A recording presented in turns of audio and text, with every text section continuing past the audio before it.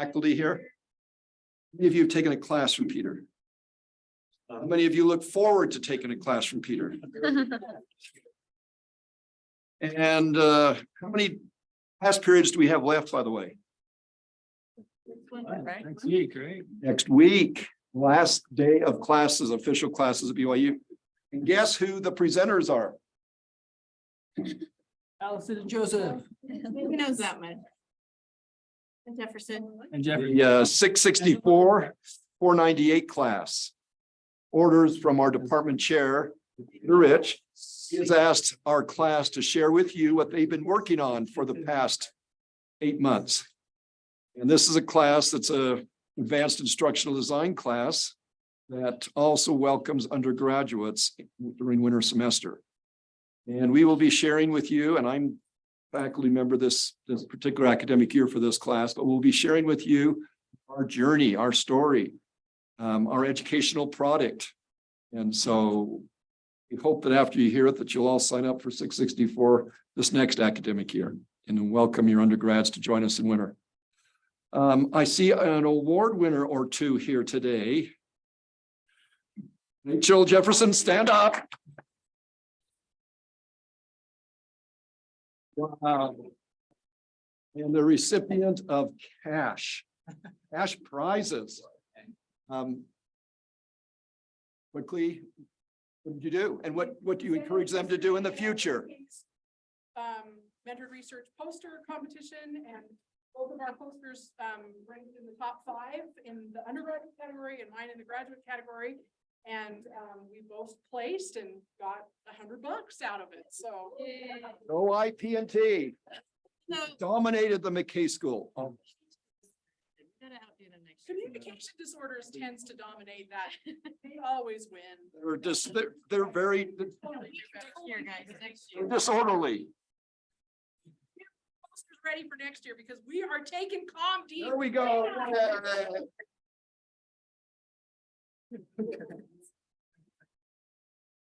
So, any announcements? Good thing we're doing this before prayer. Free pizza today in the Wilk. They ran out. They say they're getting more soon. Where? We're here. At the Wilk Garden Courts. Wait, there are too many voices. Haley, stand up and project. And that's all I have. Just free pizza today at the Wilk. They're grabbing more pizza, so. Free pizza. Yes. And Papa John's pizza. Yes. That makes a difference. Better than Little Caesar. But You're gonna have to take them there to go get it. they'll probably be a little later since they ran out, so. So do we still have soup and goodies here? We could have a double lunch today. So for Grad Appreciation Week, there is today, we've got special desserts from Pam Smalley. Thank you so much, Pam. And then tomorrow there is a light breakfast that's going to be in the grad lab for the graduate students. And the one thing that I remember from grad studies is that I think they should have received an email, but they are doing free headshots on Friday. So if you wanted to go get a headshot. Oh, and our lunch. I'm gonna say Friday. The department lunch, yeah, so if you haven't signed up already, they need to know how many, but you should have received an email to go to the Cannon Center on Friday. Meet here at 11:45 or there at noon, We need to send an email to everybody with that. maybe. I'll Maybe. think about if I find the time. Yeah, we have one. It was already sent How out. about a resend? Think about it. Okay, well, we got to go. When did I sign up? Somebody signed me up as a faculty member for Friday night, that there's another event for graduation over in the Hinckley building. Black tie. Oh, grad bash. Grad Bash. But one other thing, next Wednesday morning, we'll have waffles in the lab. It's the last day of classes. No waffling about that. Charles? Who you're sitting next to? Josh, you want to stand up? Let's do introductions of anybody that's new. I think that's the only new face I see. Josh is an undergraduate at Weber State University, and he's exploring our field. Wildcat. He's participating with us today. He'll be here for lunch, so. Double Tell lunch. about your experience, the good, the bad. He's got lots of really innovative ideas about how to change the world and passion around that, which you guys do too. So I think that's really great. Russ Osgathorpe recommended that he come and talk with us and find out about us because It's a we had a pretty couple of decent, meetings with Russ and it's a pretty decent recommendation. for our community, so. Yeah, thanks. Excited to be here. Glad you're here. Okay, I've asked Jennifer if she, oh, go ahead, Peter. Oh, one more guest and host, please.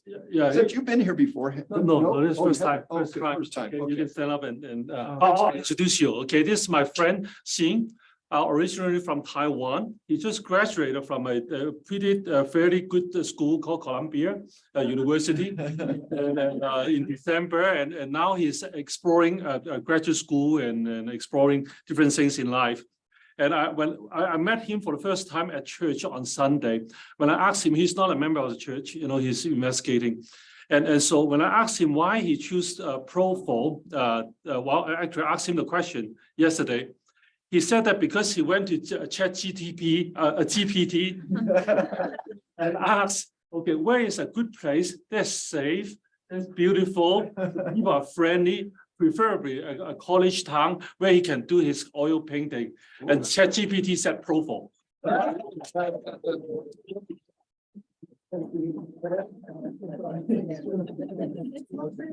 Oh, we're having way too much fun. This is awesome. Did I see Dr. Rich walk into somewhere? Yeah, he did walk in. And then he walked out. Okay, we offended him. Okay, Jennifer, will you pray, please? Dear Father in heaven, we come to thee with grateful hearts to be gathered as a community and to have the camaraderie and friendship that we have here. We thank thee for many blessings that thou hast given us as students of the university, and pray that Spirit may be with us to enlighten our minds and help us to be engaged as we listen and to remember as the seminar ends the things that we have learned today. We ask that that will help us as we approach the end of the semester and all of our projects and final exams. And we pray that that will help those in our program that stand in need at this time, that they will be comforted and blessed. And we say these things in the name of thy Son, Jesus Christ. Amen. Yeah. Thank you very, very much. Without further ado, Dr. Chan, you'll introduce our special guest. Thank you. Welcome. You want to see your oil painting? So when I asked Dr. Yi how she would like me to introduce her, she said, okay, say whatever. So I'll just say that, she's wonderful. And she really is. She's very humble, very approachable. She actually come with a very, very great credential. She is a professor of finance at Renmin University. She's also the director of some MBA consortium in China. And before that, she was the vice president of Renmin University. Most of you may not heard of Renmin University, but have you heard of Princeton University? Well, I would say that, Renmin University is probably like Princeton in China, okay? And sometimes some of those universities like to compete and say who is number one, who is number two, number three, and Renmin University is up there, in China. And I think for those of you who haven't done anything with China, with Chinese or in Chinese language, I'll say that this is something that you should educate yourself about, because 1/5 of the world's populations are Chinese. I'll guarantee, regardless in the future, whether you will be working in a university or even a church or any type of major, organizations, unless if you end up, selling things, opening a restaurant here, maybe you don't care about the Chinese. But if you work with any type of major organizations, you will have something with it to do with China. With Chinese people, because we are just everywhere, so and so getting some type of knowledge about the country, about the education, about the people over there will be beneficial to you in whatever career that you pursue. And just like our faculty here, a number of our faculty have been to China or they have children who are studying Chinese, and a child presented at one of the major events in China, and his book, I think, I remember when he was presenting, the Chinese teachers were scrapping his books, and I think, the things that you do if it is somehow related to China, Chinese people will be very interested too. So today is a really rare treat that we got to hear from Dr. Yi. She'll tell you more about her career path and her background. And so I let her tell you her story. Oh, sorry. Can I share something too? Yeah. So Zhihong, I just want to like reinforce this idea. She is so humble. I mean, this is someone who's been a vice president at like a Princeton University, but she's coming to learn and to be a student in our classes here at BYU. So many of you who are in 538 have interacted with her all semester, right? It's like a regular student in the classes. And I also learned recently that she, in China, at her university, she took, I mean, she was a tenured full professor at her university, but she took on an assignment to teach an undergraduate class in finance and business to, was it undergraduate or was it an MBA class? MBA. Yeah, under MBA. Yeah, so undergraduate MBA class. Most people at that stage in their careers are not willing to take a risk like that, right? It takes humility to try something new that's out of your comfort zone, especially when you're that far along in your career. And I just think it's great. I hope, I expect we're going to learn a lot from Zhihong today. Yeah, So. yeah. Great human being. Great to have her here.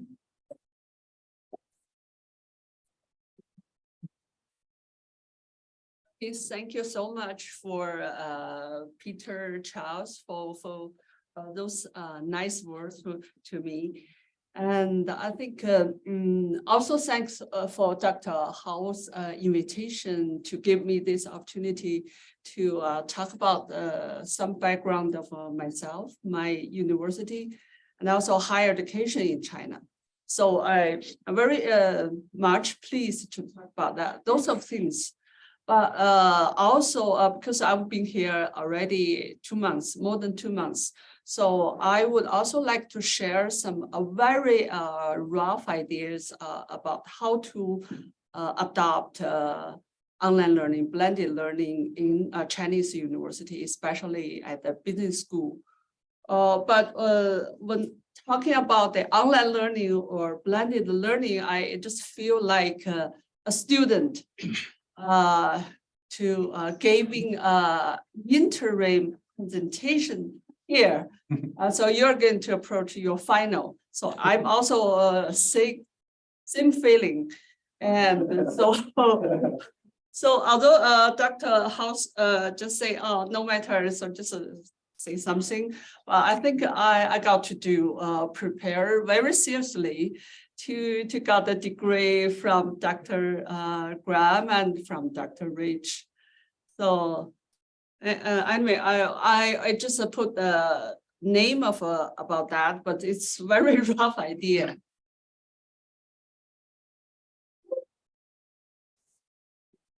Okay, first about me. So a very rough background of myself. I received all my academic trainings in bachelor, master, and the PhD trainings in economics and finance. So nothing connection with education, with instruction and technology.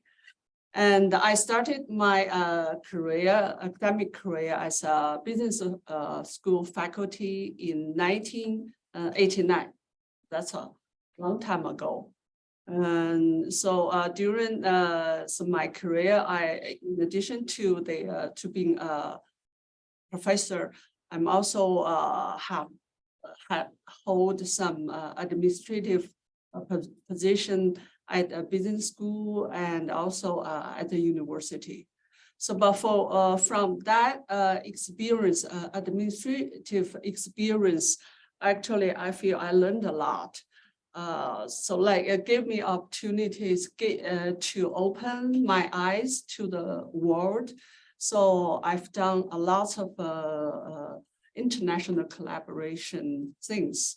and also kind of instructional innovation things. So that may connected with here IP&T.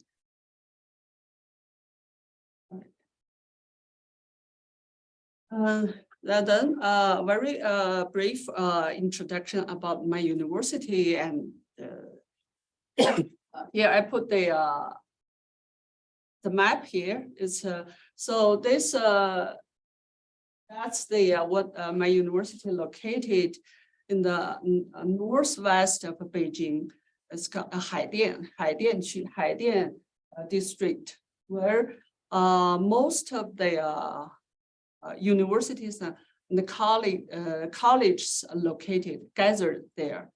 Haidian is also the place where you may know about the Summer Palace, and Yiheyuan, and the old Summer Palace, Yuanmingyuan, is burned 100 years ago. So it's also in that area. And here's the exact location of my university and Beijing University, Peking University. You may heard about that, and Tsinghua University. So like what Peter said, if we never say we are kind of like Princeton, but people will say Peking University, it's similar. It's like Harvard University in the United States, and Tsinghua University like MIT. Yeah. And so we are very close. The three universities.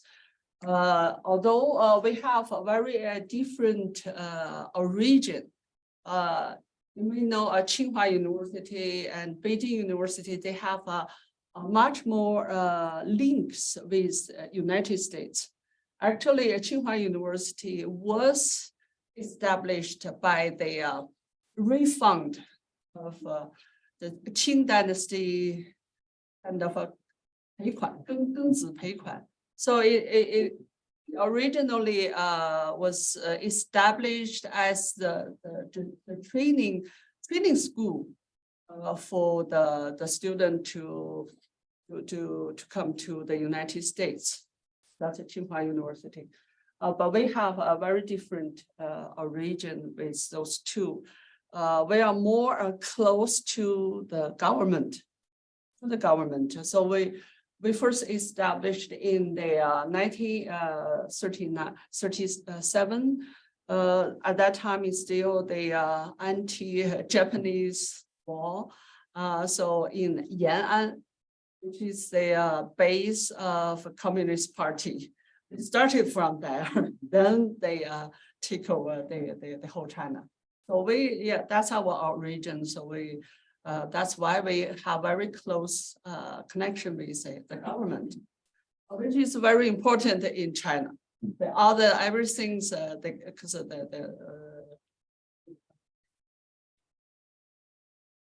and then we I see for the higher education in China, I think in the past 100 years, we have at least a few stages with a very strong impact from outside. So originally, most of the universities was established in the beginning, in the end of 19th centuries and the early of 20th centuries. Most of the universities they learned from the US universities. And then after 1949, then former Soviet Union, have more impact.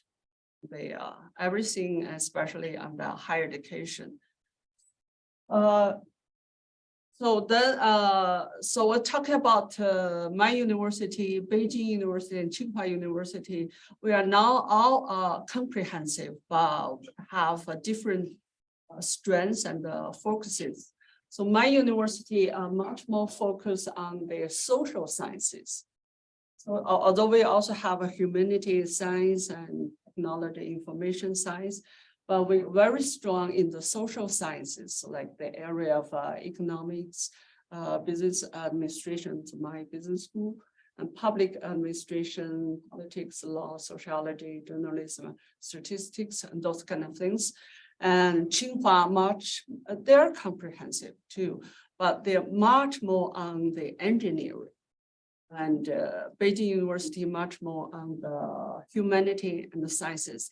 That's the kind of a result of the 1952, the restructuring of the higher education system from the Russia, from the Soviet, former Soviet Union. So here I think I would like to give you some background about the higher education in China. So when we talk about the university, is this a good university or regular or even lower? So there are quite a lot of different classification. Here's I just put in, that's the one classification. So according, so totally we have about less than 3,000 universities and colleges. But on the top of that, the system we called 985 university. What that mean? We call the 985 project. It's 1998 May, when the Beijing University celebrated its 100 years anniversary. So the central government just launched this project. It's aiming to build world-class universities. Totally about 39 universities are belonging to this category. And the second year we call the 211 university. That means 21st century 100 universities, world-renowned universities. So they also include those 39, 985, but also another 77. Altogether, more than 100 is belong to this 211. And then the next level, general regular universities and colleges, 4 years. And on the bottom are 3 years college. They must more focus on the vocational training, professional career training. So that's one. And on the left hand, I put some circle here because those more than 100 universities, we are under the leadership of a ministry. So this is a 39 where belong to the Ministry of Education. It means it's directly under the leadership of a central government. And also the bottom circle is on the provincial level, municipal level government. After those others. So when we talk about everything in China, the government is so important because that is the main resource there. So that's why not only universities and business and everybody want to set up a connection with government because government has more resources. So my university is belong to this 39. And also I know the Beijing Normal University have a very close connection with, collaboration with, they are also one of those 39. So that's the meaning of the top universities. Okay. The higher business education in China, I just talk about some very important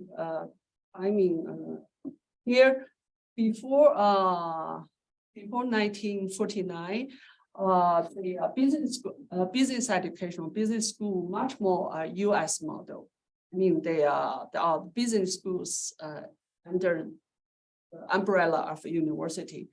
And then from 1952 to 1978, we have a huge impact from the former Soviet Union. So that's in 1952, all the universities were reorganized. So Tsinghua University, they became from a comprehensive one, became an engineer-oriented university. So that's a background. And after 1979, the opening policy of China. So the US model much more dominant. So for the business education, there's a few things very important for its development. The first thing is the MBA and the EMBA program. So in 1990, the top universities started to open this MBA program. So why is that important? Because they are not only important for the organization operating of the business school, but also for MBA and the EMBA, we can charge higher tuition based on the market demand. So that gave the business schools more financial resources and also enjoy much more autonomy. So previously I talked about the importance of a government. So I think for that, financial resources and autonomy is very important for the education. So not that much autonomy for other schools, but business schools enjoys much more autonomy. So money is very important. So that's MBA. So I think a business student enrollment roughly maybe ranked number 2, right behind engineering. The engineering student enrollment should be and then in the past several years, the leading business schools started to have a more international collaboration and also pursue the international accreditation. So the correct ACCB is American accreditation and ACRIS is European accreditation. So those are things are important for the business education development. Okay. Again, some of my experience and interests. I have some overseas experience in the many years ago. In the 1997 to 98, I spent a year at Harvard University, and then 2004. Another half year at University of Michigan, but both more connected with the business school. And then quite recent years, my research interest moved more towards the technology, how to combine technology with finance. So I've been doing some textual analysis in financial context using machine learning. So for me, there are continually new things for me to have to learn. So and also have to collaborate. So for this machine learning, I collaborate with colleagues from the School of Information. So we have some papers published already. And also I'm interested in the fintech development in the financial sectors, which is also a huge trend, not only in China, but also the world. So in addition to other duties at the university, I also have some other responsibilities at the national level. So we have several committees to supervising the business education at the bachelor level and B level or graduate level. So and another yeah, I put some photos here to share my personal interest, and especially after 2017, I just resigned from the vice president position, so I can enjoy much more time. And so I started to do more exercise, workout, and running. And so actually, yeah, to compare with these two photos, actually in last 4 years, I've lost almost 30 pounds. So that's why I'm very proud of that. When you Google on Baidu or so another me. Okay, and some I talk about some when I was a dean of a business school, I've involved in some instructional program. I just here's 2 examples. One is we call the CMPM. We give the name of a Chinese Master in Practicing Management, which is a collaborative program with here we have Henry Mintzberg, the expert in the strategy management. He created the program IMPM, International Master in Practicing Management, long time ago. I think it's 1994. And then we collaborate with them and create the Chinese Master. So which is a quite disruptive innovation. This is executive MBA level. So not like the traditional course-based. We create this program as a module-based. So here modules like reflection, analysis, worldly collaboration, action for those senior executives, which is quite innovative, and the student graduate will love it very much. Another one is we call GNAM, Global Network for Advanced Management, which is closely collaborate with Yale School of Management, IE in Spanish, IE business schools and other top business schools. So we create these programs. It's for foster student exchange and also do some kind of immersion learning, experiential learning. And so this program now I think works very well. It's actually in the COVID period, they still operate. So more schools and the student already involved in that program. So here we have some numbers on the website of Yale School of Management. So I think I love those kind of innovative instructional innovations very much. So okay, main point. So why here? So yeah, I'm happy to know that 2 new friends to come to explore what's next the graduate program. So that's also similar mindset or thinking for myself too. So I also like Sharon maybe gave you this 2 friends some hints.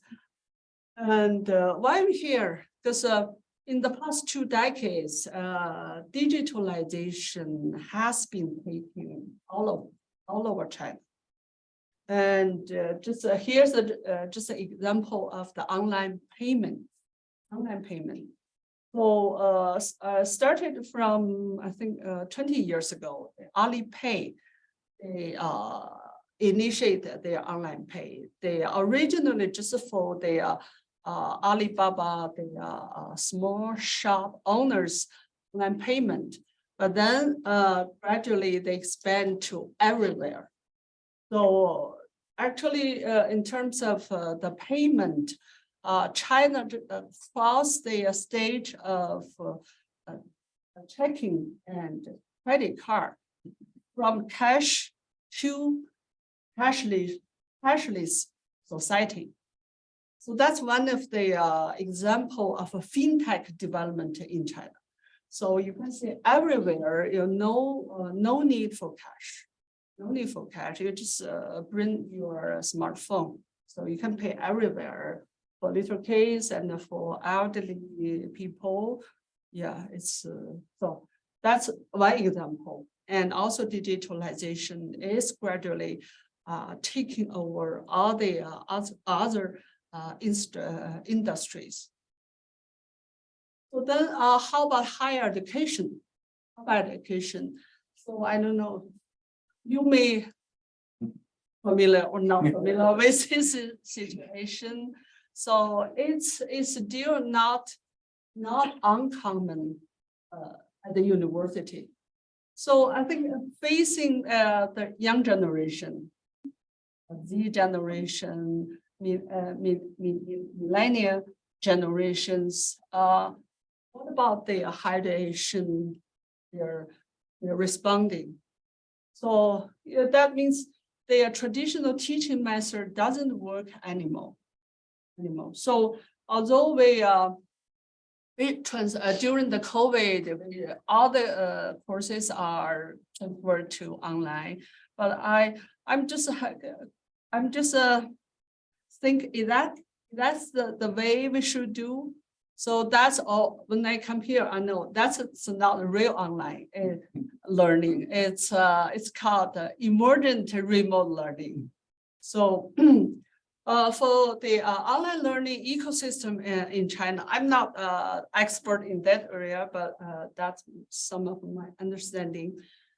The online learning exists for quite a long time from here. The online degree. Actually, this almost all the universities, they have this kind of affiliation, online degree program, but it is originally comes from the very traditional distant learning program back to early 1980. The video, the TV learning. So those programs, we do have at my university, we do have this too, but typically people will say those programs, student, they are the student not qualified to enter, not pass the national, very strict national entrance program examination. So they're not qualified for the college, for the universities. So they register for the online degree. So people will think this is a lower quality program. So they're still there, but some universities like my university are thinking of just get rid of. So that's one part. And also for the current university student, they also have to do some online training, but mostly for their professional credential or language training, like English training. Very famous. There's a very famous company called Xindongfang. They are very famous for the English training. And other part of online learning we linked with the preschool education, very little case. So because Chinese parents, they are so much eager to invest on their kids.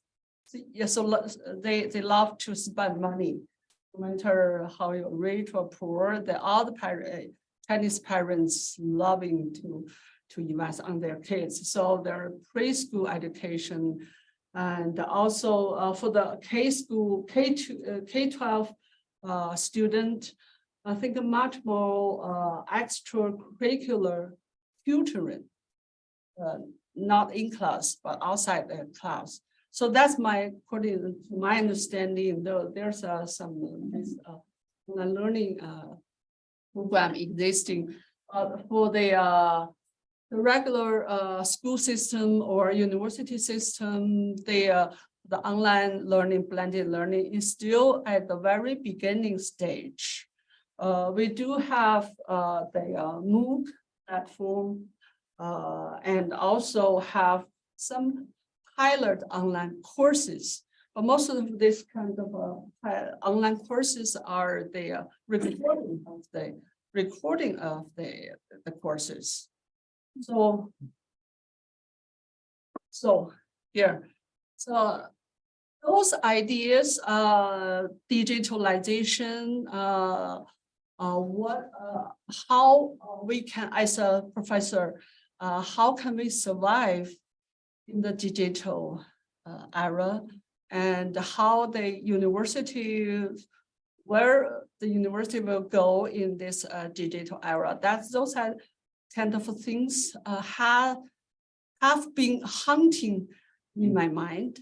And then in 2020, the COVID, starting the COVID, and I got a chance to apply for Chinese scholarship, Chinese scholarship.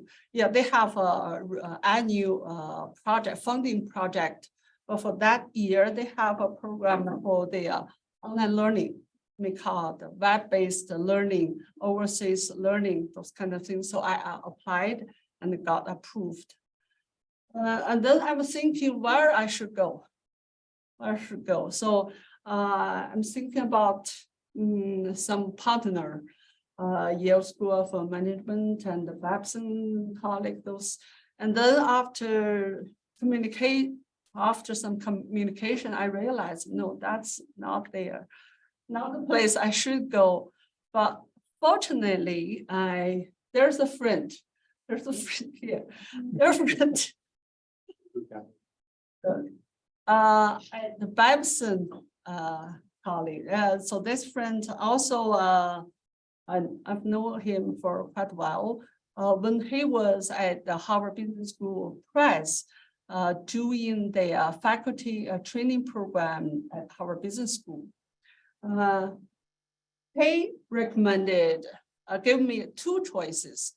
First one is a BYU IP&T. You know what that means, IP&T. Another one is Stanford Engineering School. So there's no any hesitation. I pick up a BYU IP&T. There's two reasons. One, family reasons. My daughter lives here, working and lives here in South Jordan. And another reason is for what means IP&T. I check what means IP&T. That's instructional technology. I never heard about that before. So I even always miss pronunciation. IP&T and IT&P. What's that? So I think. And then I found this friend introduced Peter to me. So I found so it's a right place I should come, because Peter so kind, so nice, and supportive, and other colleagues, Dr. Graham and Dr. Rich, and even the dean are very supportive. So that make me very feel like a family, very friendly. So yeah, I realized that's the right place I should come. So actually, when I came, I have zero knowledge about online learning and blended learning. So in the past 2 months, So what have I have learned so far, because I participate in the Charles class, IP&T 538. So I learned a lot from that class, and also reading a lot of literatures about online and blended learning. So like I just report something, the foundation of online learning, blended learning. So I have no idea what's the difference, what's the distinction between online learning, blended learning with emergent remote learning. No idea. And what's the difference between the television, radio learning and record course recording with real online learning. So now I have some foundations online learning. And also I have learned a lot from the course level design, facilitation, and evaluation, those kind of things. And the faculty's competency, and also the instructors necessary to implement online learning. And also, I'm also interested in how about the institution to adopt and implement the online learning. So first have the 3S framework, which is very important, and also for me it's familiar, because the strategy management, process management, it's for the business school faculty is quite familiar with. And the other learning literatures, I'm not that unfamiliar too, like the innovation diffusion theory, those kind of things. So I feel very comfortable. And also learn some the online learning, the learning trends in the US business schools. So in addition to the class participation and the literature reading, I also benefit a lot from the communication discussions with Dr. Graham, with the other colleagues here. Thanks for Charles and Peter's introduction for those people. The Dean Associate Dean of School for Continuing Education, a few faculty from here BYU Business School, and also Professor Kim Clark, the former Dean of Harvard Business School, which in my era, it's a big hat. And so we talk about the further trends of a business education, which is very helpful for me and also other colleagues. And another thing I want to especially mention is what impressed me at IP&T. So I just name a few of that. First one, the culture of sharing, caring, and the family. I will give you an example of the culture of sharing. I still remember I had a few weeks ago, I had a discussion with Charles about the collaboration of his textbook. And during the discussion, suddenly there's an idea comes to my mind. I think, oh, there's a huge demand in Chinese university business schools for the faculty training. So we can, I mean, I can even think about we launch a faculty training program to make money. And then Charles told me, oh, that is not the way of our education faculty do. We are more willing to share knowledge. We are more care about their knowledge as for not making money. So it's gave me, yeah. So business school faculty are also thinking about making money, but it's not bad. I think it's first to meet the demand. There's a huge demand. So yeah, but I just think it's a different mindset, different way. But I really very impressed me with that culture of sharing. And also the integration at IP&T area, also the integration of research and the practical application, which is also very familiar for me. As a business school, we also talking about and also teach students to combine the theory, their research with the application. So for MBA, we always teach students, so we have the competency of being, knowing, and doing, not just knowing, talking, but you should have some skills of doing.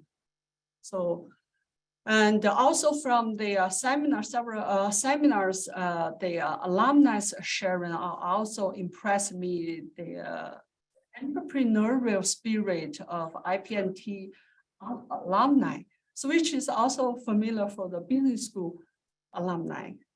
And the last thing I want to highlight is they are here at the lifelong learning environment.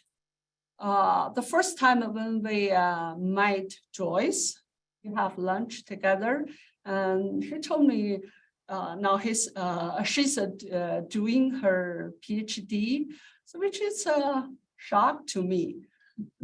Yeah. So yeah, in the class, I also say the student body is very diverse with a different background. So I think lifelong learning, we always are talking about lifelong learning. We seldom to implement that. So I think lifelong learning is so important for this the changing, fast changing world. So everybody should have that kind of mindset, lifelong learning. So for me, myself is also, did you finish? Then I always been reflection and thinking about how to connect online learning, blended learning with business education in Chinese universities.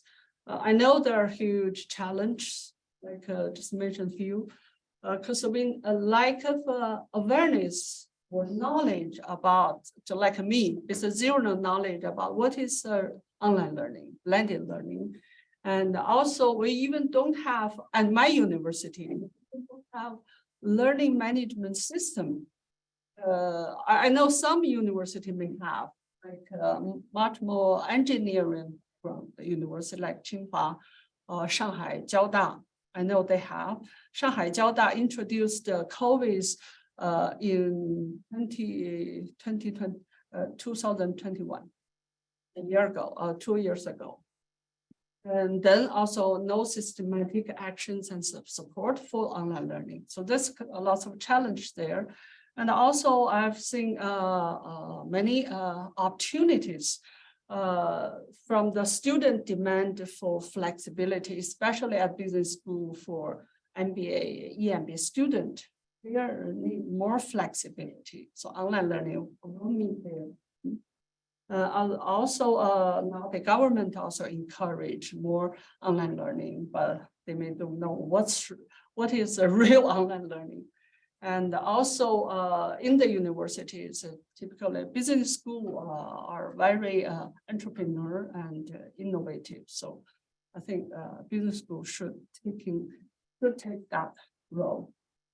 What I'm thinking about, what can I do? What should I do? Or what I can do? So I use this CMPM model to think of my role and what I'm going to do. So at different level, like personal level, I can improve after I go back China. So I will try to improve my personal course using the theory and the practical tools. And also at the program level, school level, yeah, have some rough ideas. I don't have any administrative position anymore, but I think I still have a little more impact to do that. And at the national level, I think it's also very important to get more awareness what is the online learning and what kind of right things they should do. So yeah, those are the lots of things hunting in my mind. I'm just thinking, there's a saying in China, our journey of 1,000 miles begins with one step.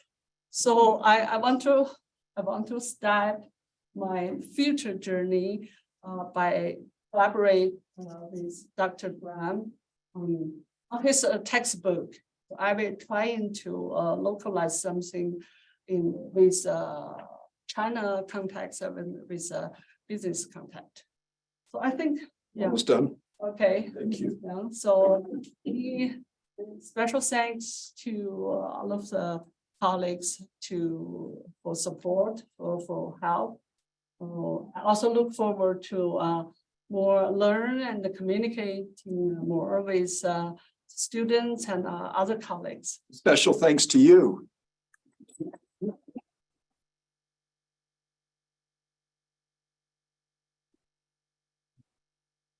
And you will offer a blessing on the food. Want to do that in Chinese? Let's have a Chinese prayer.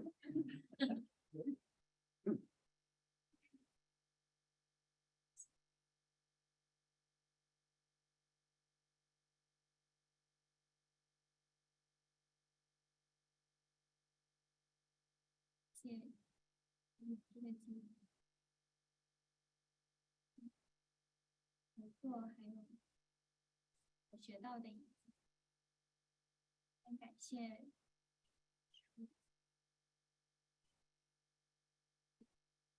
让我们一直